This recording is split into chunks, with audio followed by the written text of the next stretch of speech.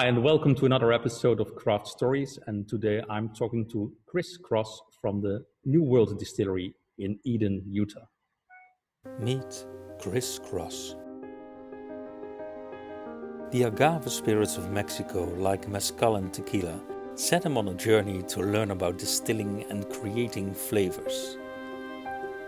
Chris and his wife Ashley found their perfect spot in the angelical Eden Valley in Utah. Using all the knowledge he acquired during his many years of studying distillation, Chris set up the New World Distillery. Apart from agave spirits, his modern distillery is now also producing gin, whiskey and liqueurs and has become a landmark of the Eden Valley.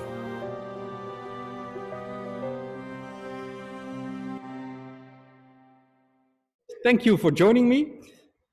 And we have to start by why build a distillery in Utah? Because I think most people who know anything about Utah don't suppose that is going to be the place where you want to work with alcohol.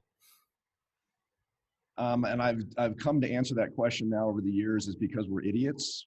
That's why we built a distillery in Utah. But the real answer is because, this is where we live, and it's a beautiful place to live. And, distilleries are essentially a manufacturing plant, and we're lucky enough to have a very beautiful manufacturing zone here where we live, where we have 365-degree mountains, and we have three ski resorts, world-renowned skiing here in Utah. And plus we have a lot of summer traffic too. So, we opened with it in mind that we would be a destination distillery, not just a manufacturing plant that was creating, pallets of spirits to go out the door to distributors, but actually to be something to do, something to visit. Our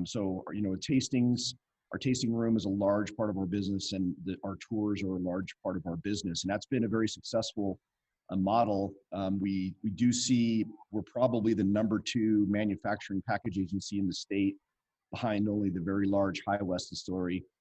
So it's been a great model for us. Obviously, it's been impacted over the past 9 months, but the tourist business has really been, what we focused on. That's why we opened in Utah to take advantage of the tourist industry. But yes, it is a challenge. I'm here in Utah. Here in Utah, the state is the distributor and the state is the retailer, and they're not very good at either.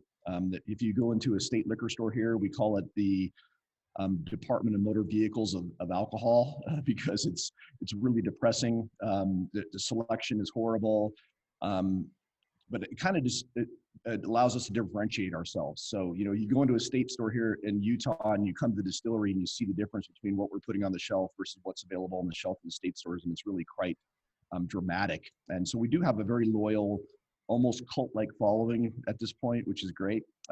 So it's worked out well for us. But yeah, in the grand scheme of things, it's difficult in Utah. And if we had to do all over again, we probably would have moved before we opened a distillery. How did it start out? When did you think we're going to be craft distillers? We're going to build a distillery? Well, I started out as a tequila geek. Basically knowing way too much about one thing than you should know. So that's how I got interested in distilling. I started visiting distilleries in Mexico over the years. So basically our year after year, our vacations centered around visiting distilleries in Mexico. So 2 or 3 times a year, we go to Mexico and see how many distilleries we could visit in one visit. And that's how I got interested in distilling. So I read a few books on it, and the problem with reading about something that's very sensory driven, very aroma and taste driven. You can't really learn that from a book. You need to learn that from firsthand experience. So I commissioned a 12.5 gallon, you'll have to do the translation to liters, copper pot still for my own use. And I became a backyard distiller essentially. And that's where I got, to practice and, refine my recipes and determine what I liked and didn't like. So that's when I started distilling myself as a hobbyist. That's when I thought, wow, I'd like to do this as a business someday. We always thought it would be much, much further down the road when we were at retirement. We could come to that fork in the road where we had retirements coming in the door from our our careers, and then we could open a distillery as kind of a hobby yet a business. But then back in 2013, my wife, who was a career public educator, told me she was quitting her job. So everything changed. At that point, we said, okay, if we're going to do it, let's do it now. And then we'll have a retirement later. So we decided to do this in the fall of 2013, and we opened December 10th of 2016. So it took us a full 3 years to get open, but we needed every day of those 3 years in order to be ready to be open December of 2016. So what happened during those 3 years? You were going to courses, educating yourself? A lot of that, a lot of traveling and visiting distilleries, going to distilling courses to include the iStill course, going to all the conferences. I think the biggest thing was visiting distilleries. There's a lot to be learned from every single distillery you visit. I always say that, we're going to walk in and we're going to take something good away and we're going to take something bad away. So let's get educated from the other distillers. And, luckily in the community, there's a lot of people are very forthright about sharing their time and sharing the lessons learned. And that was a big help for us. So we've always taken on that motto as we pay that forward as well, and always be very forthcoming with our lessons learned as well. And then there's also the administrative side, setting up a corporation and commissioning the art and going through the trademark process. Those things literally take years. Before we wanted to screen print any glass, we wanted to make sure we were bulletproof on the trademark side of it. So, we started that very, very early in the process in early 2014, as far as getting all our art commissioned and getting all our trademarks started. Coming up with a name that hasn't been trademarked yet is very, very difficult. That's why we have things like Google and Yahoo today. It helps. Yeah, it does. So you just said paying it forward and being open about sharing information. You went to the iStill course. I know you also hosted a couple of courses there. I was lucky enough to visit you and do a course over there. So is that something that you think is important, so that the community shares their ideas, shares things like courses? Is that one of the reasons why you wanted to host an iStill course? Yeah, so I think it's the most important thing for the craft spirits industry is sharing your knowledge so we can make something better than big alcohol brands make. I always use the beer analogy, because beer is 8 to 10 years ahead of us. If you came into the beer industry and your goal was to just make a local Bud Light, that's not good enough. Yep.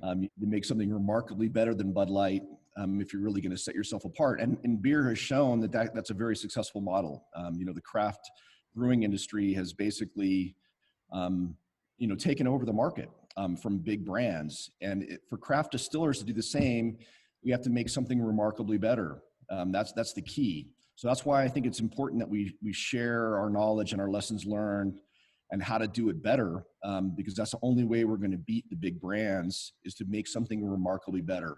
If you opened a rum distillery and your goal was to just be a local Bacardi, that's not going to be good enough at the end of the day.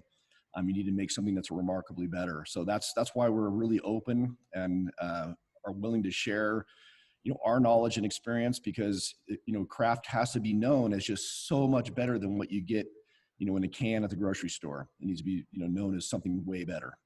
Was that a steep learning curve for you when you took those years to learn, and then going from I want to make a product into it has to be better than everything that's already out there? I can imagine that takes quite a lot of learning. Yeah, I would say it's not a steep curve. It's not something you can do overnight. You have to have a lot of experience on distilling and the cause and effect of distilling.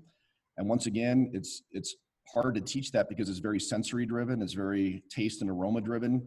So, as you're doing something for the first time on the still, you need to be able to taste as you go and understand the cause and effect of what changes you're going to make and what the effect's going to be on the resultant spirit. I see a lot of people think that they can just follow a checklist, and it's definitely, you can't just follow a checklist. If you're following a checklist, you're not making anything better than what Big Booze is making. You need to understand the cause and effect of distilling in order to make changes in your process that affect dramatic changes at the end of the day in your spirit. And did that change for you when you started out? You thought, I'm going to do this. And then during those years, learning, visiting, doing courses, suddenly it clicked where you saw, well, yes, it's all about the taste. I really need to master this. Yeah. First I'm just trying to operate the machine safely. When I had a gas-fired, copper pot still in my backyard. And then once I got comfortable with that, it was about the subtle changes you can make that have a dramatic impact, on taste and aroma. And that, like I said, that cause and effect is very, very critical. And really rethinking each step in the process. I think if you're following a checklist without analyzing the step in the checklist as for the why and what is affecting flavor and aroma in this step in the process, I think that's really, really key, is to very aggressively analyze each step in the process and where you can make a difference. And I think that's how we set ourselves apart, is aggressively analyzing each step in the process and making changes for the better. Could you give us an example of one of those steps that you researched where you suddenly thought, oh, this clicks in my mind. If I'm going to do this, it's going to be a dramatic change to my product? Yeah, I say, like, starting with fermentation, I experimented with, I would do 10-gallon batch size because that was the size of the still I had. But I would try, many different yeast strains in that process, and, it has a dramatic impact on the end product as a yeast strain. I was lucky enough to attend the, fermentation for distillers course in San Diego at White Labs, which is an amazing course, by the way. But during that course, they had a local rum distillery do 3 identical batches, and the only variable in there was yeast strain. And then we got to drink the resultant spirit. And it was just amazing to see the dramatic difference. Just one little thing, the only variable in there was yeast strain, and what a dramatic effect it had on the resultant spirit. The other thing, what I learned, fermenting in my basement, is things go way differently in the winter than they do in the summer. So, temperature control, for having reproducibility, if you don't have control over the temperature, you're not going to have a replicatable process. So, it's little things like that, attacking them, for reproducibility and consistency, and trying to get what you're trying to get out of it. That's one example, on the fermentation side. Distillation is a whole nother thing. I always like the part when we have people in, when you're actively distilling, if you make a power change on the still, how you can almost instantaneously see the resultant effect on flavor. Their minds are blown when you show them that. Very, very small, subtle changes have a dramatic effect on what you're getting off the still. So, it wasn't a steep learning curve. It was definitely a shallow learning curve over a lot of years, and talking to a lot of experienced people and talking to a lot of smart people, and then hands-on. There's no replacement for hands-on. You need to be able to tweak what you're doing, at a much smaller scale and affordable scale, in order to get what you want out at the end. Okay, yeah, and I totally agree about the fermentation part. It's what we always say in the course. Fermentation is where you create the flavors, and distilling is where you harvest them. You can't harvest them if they're not there. So yeah, great example. You started out with a copper still, and when I look behind you there, I think there's 2 ice stills over there. So let's talk a little bit. Yes, yeah. Let's talk a little bit about the setup of your distillery. So what are we looking at here? We currently have 2 2,000-liter fermenters. We have the 2,000-liter ice still next gen, and we have an older 500-liter model as well. When we started, we had the 2 2,000-liter fermenters, 1,000-liter, and the 500-liter. So we still use the 500-liter quite regularly, even though right now we could literally move our entire operation to the 2,000-liter. Having the 500-liter allows us to do some smaller scale things, which we really like. For example, just last Friday, we released a seasonal apple eau de vie we do every fall with a local orchard. So it's nice to have the 500-liter around to do some things on that scale. Even though we could move our entire operation to the 2,000-liter, we still like to have that smaller scale of ability. Really what I want is another 2,000-liter, because what we have is we have a very diverse lineup. We have 5 products in our everyday lineup. Plus we have seasonal, single batch, and single barrel editions we do. So in order to just keep up with that diverse lineup, it occupies 100% of our production capacity. So We have a bourbon that we've released twice. The problem is we just don't have enough production capacity right now to have it in stock every single day. We would need to dedicate a brand new 2,000 liter still to 365 days a year bourbon production in order to keep it on the shelf just at our location. I've done the math on it. So that's kind of my ultimate goal, is to have a second 2,000 liter we can dedicate just to the bourbon, because the bourbon is amazing. We have a very, very strong cult following now, but I just can't make it fast enough to keep everybody satisfied. Could you tell a little bit about the difference between your copper still that you started out with, then you had a first generation iStill, and now next gen, for our viewers who are not yet working with an iStill? What's the difference? Well, on the copper still, I essentially had a pot still, even though I had two heads for it. I had a pot head and I had a reflux head, so I could make higher proof spirits if I wanted to. But I traditionally used the pot still just because of what I was making is traditionally made on a pot still and double distilled on a pot still to get a high enough proof. So that's how I got started, was, coming out of the pot still world, because I was making agave spirits, which are traditionally made on copper pot stills and double distilled. And then when we opened, we had the 500 liter first gen, which was an amazing machine. I think where it really differentiated us was our vodka, the ability to make vodka, much better than other craft distilleries could. Unfortunately here in the United States, and I know it's not this way around the world, but here in the United States, 40% of people identify as vodka drinkers. So it's the number one selling spirit in the United States. So what that means is all the craft distilleries, they kind of feel obligated to make vodka because, 40% of the people walking through their door that's what they're looking for on the shelf. Unfortunately, they don't have the right equipment to make vodka well. So when we were even on the first gen still, when we were able to make vodka, significantly better than anybody else could, it really did differentiate us. So our vodka has now moved into the point where it's become our close to number one seller. And, we're actually about to sell out for the first time ever. We've been open for almost 4 years and we're about to sell out. And I won't have my next vodka batch for 3 weeks. So that's a problem I have, once again, from capacity perspective. But yeah, it was a game changer for us in having the technology and allowing us to make something significantly better than the other craft distilleries we're making.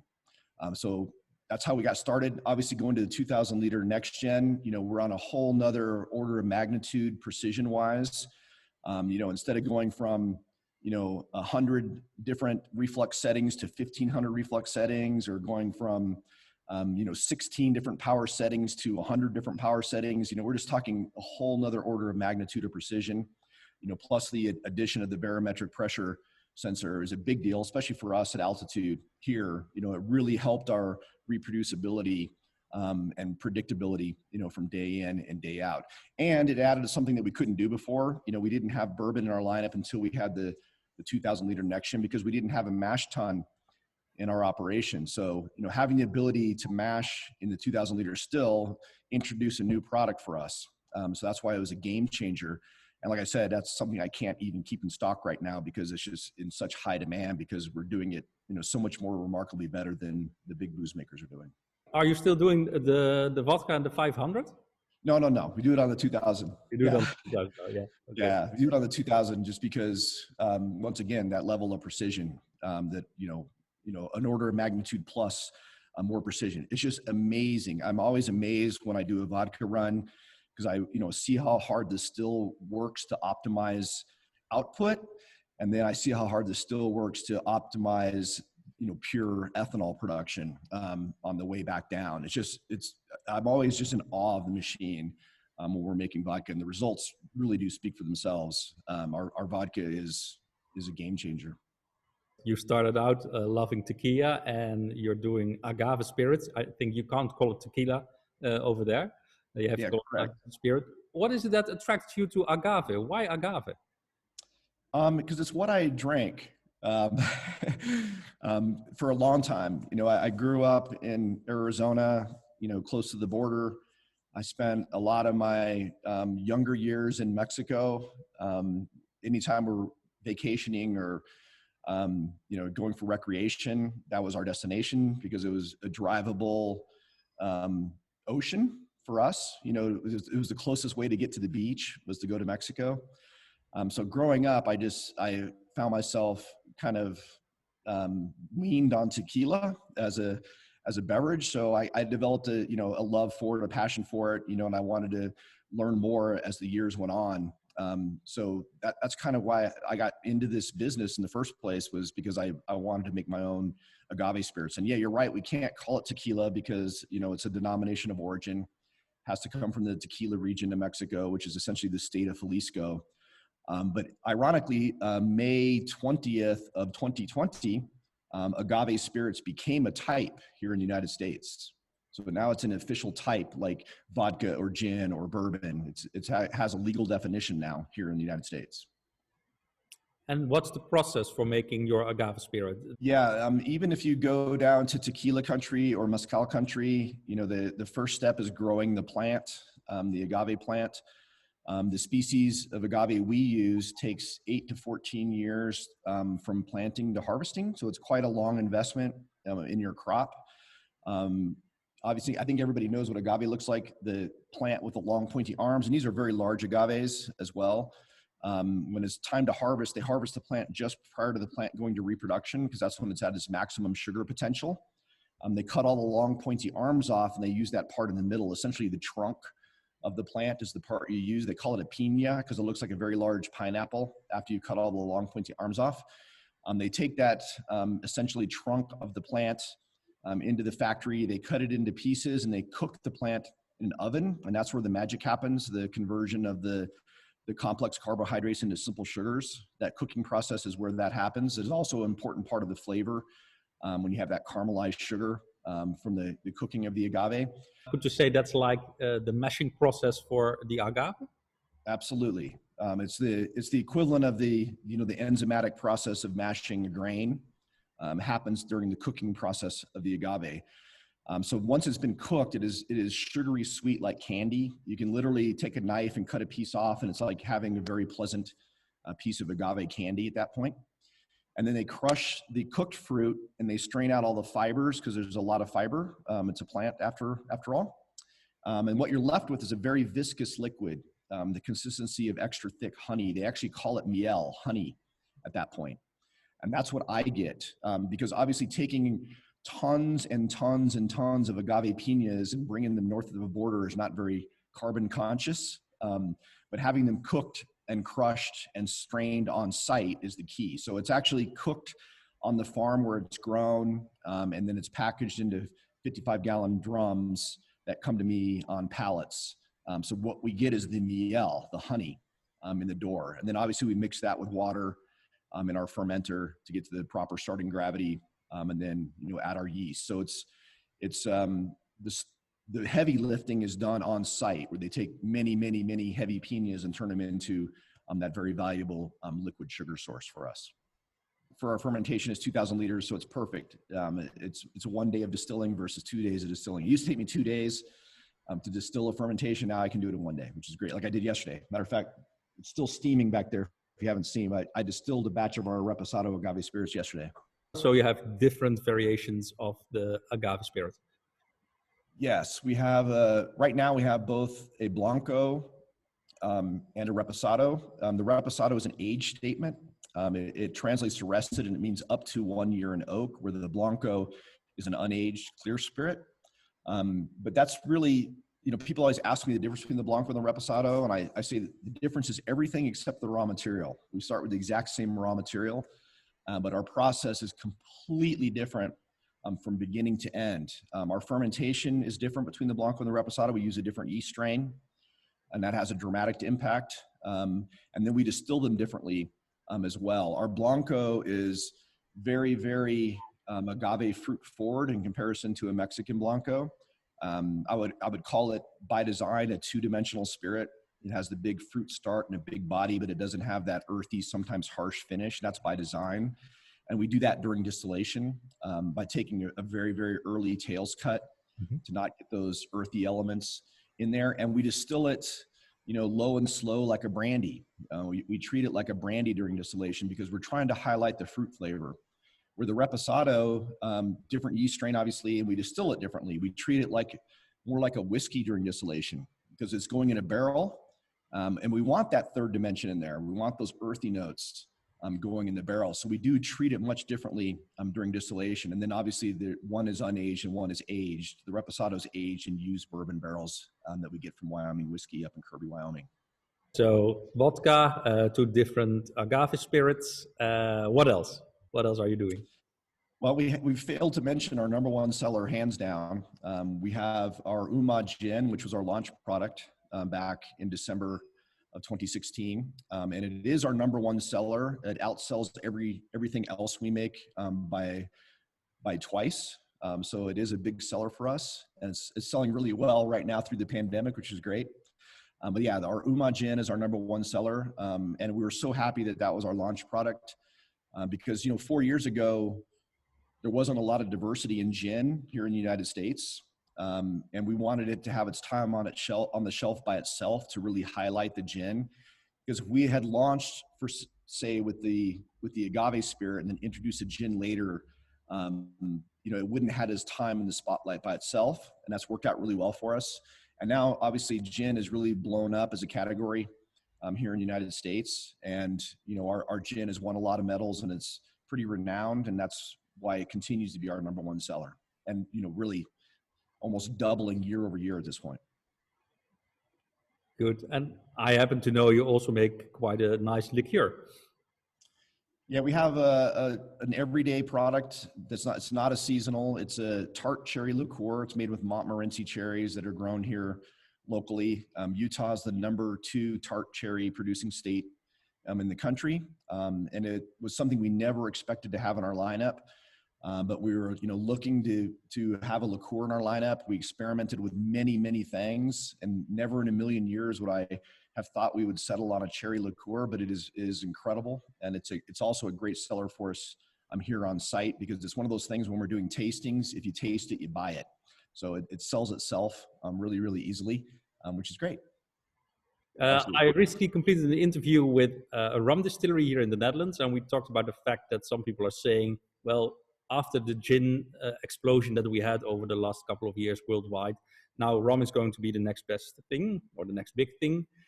But I've also heard people say, well, it's probably going to be mezcal or tequila or an agave spirit. So talking to an agave distiller, what do you think is the future of agave spirits?